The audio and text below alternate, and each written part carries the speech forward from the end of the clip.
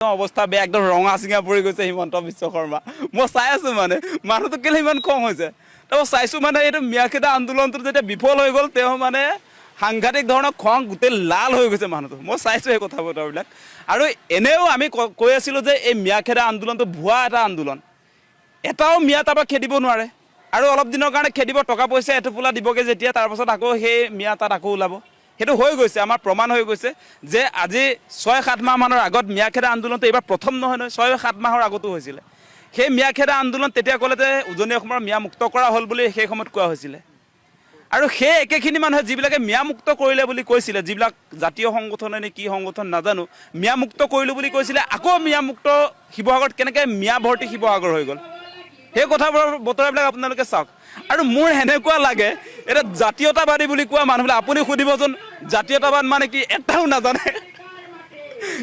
নাজানে সঁচাই কৈছোঁ জাতীয়তাবাদ বোলে তেজত থাকে বুলি কৈ দিব জাতীয়তাবাদ মানে কি সেই কথাটো তেওঁলোকে নক'ব সুধিব লাগে সাংবাদিকবিলাকে মানে তেওঁলোকৰ কথা বতৰাবিলাকৰ পৰাই প্ৰমাণ হৈ যায় আচলতে জাতীয়তাবাদ মানে কি মোৰ এই প্ৰশ্নটো হোৱাৰ পাছত তেওঁলোকে মোবাইলত আজি চাৰ্চ কৰিবগৈ জাতীয়তাবাদ মানে কি আচলতে গতিকে সেইটো ভুৱা জাতীয়তাবাদ সেই জাতীয়তাবাদটোৰ জৰিয়তে অসমবাসী ৰাইজ নাবাচে এইটোৰ জৰিয়তে আচলতে বিজেপি বাচিব ২৬ত জিকিব আৰু আমি দেখিছোঁ দেই আপুনি এটা কথা চাওকচোন মিয়াখেদা আন্দোলন বিদেশী খেদা আন্দোলন বিদেশী সংগঠনে খেদিব লাগে নে চৰকাৰে খেদিব লাগে এতিয়া হিমন্ত বিশ্ব শৰ্মাৰ পুলিচ প্ৰশাসন ইমান যে ডাঙৰ এটা হেৰি আছে এতিয়া গৃহ বিভাগটো আছে সেই গৃহ বিভাগৰ মানুহবিলাকক আৰক্ষী প্ৰশাসনৰ মানুহবিলাকে কিয় মিয়া খেদিবলৈ নাযায় মিয়া খেদিবলৈ তেওঁ কাক পঠিয়াইছে দেখিছে নাই আপোনালোকে মানে সেই ভুৱা যে হয় চৰকাৰীভাৱে কিয় নকৰে বস্তুটো ভুৱা মানে চৰকাৰীভাৱে সেইকাৰণে হিমন্ত বিশ্ব শৰ্মাই নকৰে কথাটো বুজি লওক আপোনালোকে অসমবাসী ৰাইজ যে বহুত আৰ্মি মিলিটাৰী অসম পুলিচ আমাৰ বহুত গিজগিজে আছে অসমত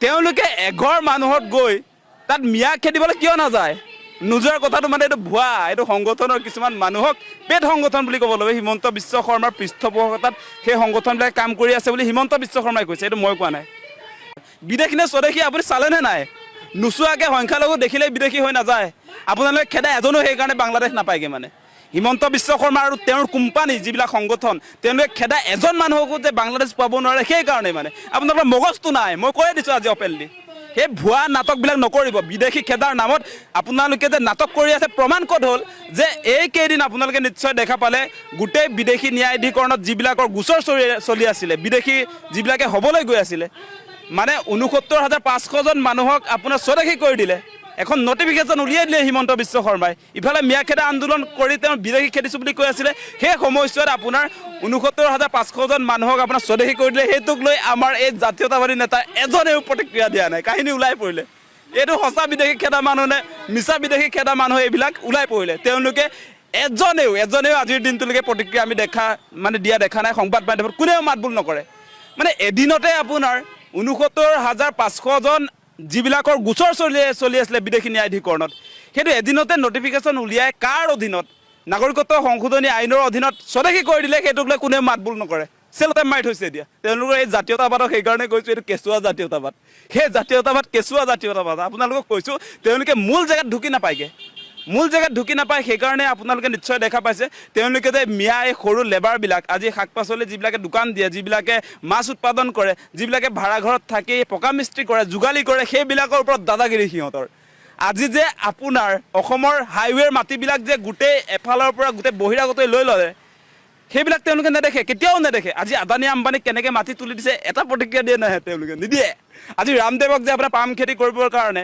যিটো মাটি তুলি দিছে গোলাঘাটত আজি যাদৱ পায়েং তেখেতে সন্মুখত আহিবলগীয়া হৈছে সন্মুখত কোন আছিলে সন্মুখত থকাবিলাকে দেখোন এই কথা বতৰা নকয় আজি গতিকে ক'ত ধৰিবলৈ ক'ত ধৰি আছে কেঁচুৱা জাতীয়তাবাদ মানে সেইসকল লোকক কৈছোঁ যিবিলাকে এই সৰু সৰু মানুহৰ ওপৰত দাদাগিৰিটো চলাইছে এতিয়া ডাঙৰ যিবিলাক পুঁজিপতি কৰ্পৰেট হাউচৰ বিৰুদ্ধে এটা শব্দই ক'ব নোৱাৰে তেওঁলোকে আজি তিনিচুকীয়া জিলাত কাৰ দখলত আছে তিনিচুকীয়া জিলাখনৰ এই টাউনখনত তিনিচুকীয়া জিলাৰ টাউনখন কাৰ হাতত আছে এতিয়া কাৰ হাতত আছে মিয়াৰ হাতত আছে নে কাৰ হাতত আছে আপোনালোকে নিজক সোধক আজি অসমৰ গোটেইকেইটা টাউন কাৰ হাতত আছে কাৰ পৰা আমাৰ লোকচান হৈছে সেই কথাটো চাওক মিয়াৰ পৰা লোকচান হৈছে বুলি যে কৈ আছোঁ আমি কেৱল মিয়াৰ পৰা হৈছেনে মিয়াক গালি পাৰি আছোঁ সেই ইফালে যে শক্তিশালী হৈ গৈ আছে তেওঁলোকে প্ৰতিদিনে যে মাটি গোটাই আছে চৰকাৰখনৰ উচ্ছেদক যে সমৰ্থন কৰি আছে আপোনালোকৰ সেই উচ্ছেদ অভিযানটো আমি দেখিলোঁ 10 কিলোমিটাৰ দূৰলৈ তেওঁলোকে উচ্ছেদ কৰি মানুহবিলাকক বিদেশী বুলি কয় 10 কিলোমিটাৰ দূৰত আপোনাৰ সংস্থাপন কৰে চাপৰ বিলাচীপাত সেই প্ৰমাণ, গৰুখুটিত তাৰ প্ৰমাণ, কাজিৰঙা ৰাষ্ট্ৰীয় উদ্যানত সেইটো আপোনালোকে নিশ্চয় দেখা পায়। গুৱাহাটীৰ পৰা গ'লে লেফ্ট ছাইডে থকা মানুহবিলাক ৰাইট ছাইডে লৈ আহিলে, সেয়াই বিদেশী খেদা আন্দোলন, বাংলাদেশী বুলি কৈছিলে, সেইকাৰণে কথাবিলাক ক'বলগীয়া হৈছে। গতিকে এনেকুৱা ভুৱা নাটক বন্ধ কৰক। অসমৰ ক্ষতি কৰাৰ অধিকাৰ আপোনালোকক কোনে দিলে? অসমক ক্ষতি কৰি আছে তেওঁলোকে, অসমক ক্ষতি কৰি আছে। মিছাকে এটা প্ৰপাগাণ্ডা কৰি হিমন্ত বিশ্ব শৰ্মাক মানে 26ত জিকাম বুলি ঠিকা লৈছে নেকি আপোনালোকে? ঠিকা লৈছে, ঠিকাদাৰ মানে। এনেকুৱা নচলিব, সেই কথাটো স্পষ্ট কৰি দিছোঁ। আমি বিদেশী খেদিম বুলি কৈছোঁ, আমি বিদেশী খেদিম বুলি কৈছোঁ। হিমন্ত বিশ্ব শৰ্মাৰ আপোনালোকে কৈছে আমি নাটক কৰিম। নাটক কৰিবলৈ দিম নেকি? আমি নিদিওঁ, সেই কথাটো স্পষ্ট। সেইকাৰণে এতিয়া অসমৰ ৰাইজে লাহে লাহে বুজি উঠিছে কোন এইবিলাক সংগঠনৰ নেতা ওলাইছে। হে বিদেশী এনেকৈ খেদে নেকি? বিদেশী স্বদেশী চিনাক্ত হ'ব NRCৰ জৰিয়তে। আপুনি কৈ দিলে কোনোবা বিদেশী হৈ যাব নেকি? সেই নাটক নহ'ব। আমি কৈছোঁ আমি বিদেশী খেদিম।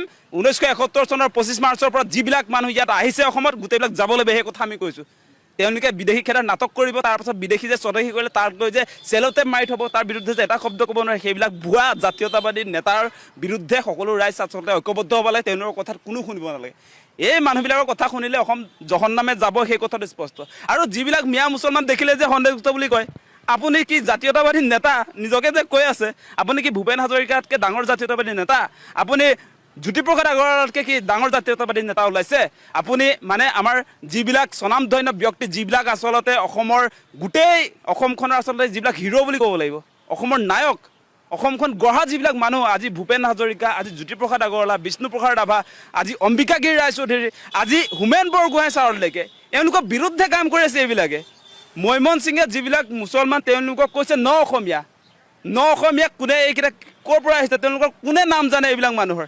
আজি আপোনাক মই কৈছোঁ যে অসমৰ যিমান আচলতে অসমৰ কাৰণে কাম কৰা মানুহ, স্বনামধন্য ব্যক্তিসকলৰ কথা কৈছোঁ মই। জ্যোতিপ্ৰসাদ আগৰৱালা, বিষ্ণুপ্ৰসাদ ৰাভা, অম্বিকাগিৰি ৰায়চৌধুৰী, ভূপেন হাজৰিকা, আজি আপোনাৰ এই কাৰ কথা কৈছিলোঁ মই, হোমেন বৰগোহাঁই ছাৰ, আজি ইভেন আজি জীয়াই থকা মানুহৰ কথা ক'লে তেওঁলোকে কাৰোবাৰ এজেণ্ট বুলি কৈ দিব। আজি আপোনাৰ নিশ্চয় জানে, আমি হীৰেণ গোহাঁইৰ কথাটো বাৰু নকওঁ, ওৱান ছাইড কৰি আমি যদি ডিব্ৰুগড়লৈ গৈ যদি আমি নগেন শইকীয়া ছাৰৰ কথাটো যদি কৈ দিওঁ, তেওঁলোকতকৈ ওপৰত আপোনালোকে চিন্তা কৰে অসমৰ কাৰণে?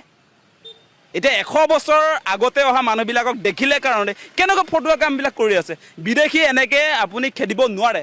আপুনি বিদেশীক খেদিব, এনেকৈ বিদেশী খেদিব, এইটো কোনেও আচলতে এগ্ৰী নকৰে, সংবিধানে এগ্ৰী নকৰে। সেইকাৰণে আপোনাৰ এই বিদেশী খেদা আন্দোলনটো চৰকাৰে কিয় নকৰে? মানে সেইটো লিগেল নহয়, সেইকাৰণে তেওঁলোকে নকৰে। ইলিগেল এটা বিদেশী খেদা আন্দোলন চলিছে, সেই আন্দোলনৰ পৰা সকলো ৰাইজক সাৱধান হ'বৰ কাৰণে আমি অনুৰোধ জনাইছোঁ। যিকোনো খবৰৰ বাবে যোগাযোগ কৰক 7099017330 লগতে 7099017110 নম্বৰত।